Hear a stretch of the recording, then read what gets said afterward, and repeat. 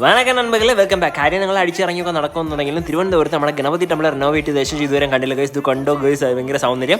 എന്നിട്ട് നമ്മൾ അങ്ങോട്ട് പോയത് പോരാടത്തിന് ഇത് ഇങ്ങോട്ട് തിരിച്ചു വന്ന് വീഡിയോ എടുത്തു ഗൈസ്.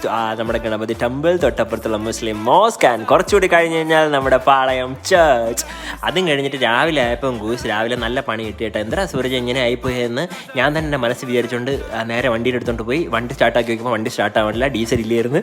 കാറിലൊക്കെ ഡീസൽ ഇല്ലാതാവണം നിങ്ങൾ കണ്ടിട്ടുണ്ടോ? ഇത് കണ്ടോ കേട്ടോ, ഞാൻ മറന്നു പോയതാണ് അടിക്കാൻ. അതൊക്കെ അടിച്ച ശേഷം വർക്ക് ഉണ്ടായിരുന്നു ഗൂസ്. ഇവിടെ ഷൂട്ട് ഉണ്ടായിരുന്നു. ഇതേ ഇവിടെ മലന്നും കിടന്നും മെറിഞ്ഞുമൊക്കെ എടുക്കുന്ന പടം എടുക്കുന്ന ആളിനാണ് സുഹൃത്തുക്കളെ നിങ്ങൾ കാണുന്നത്.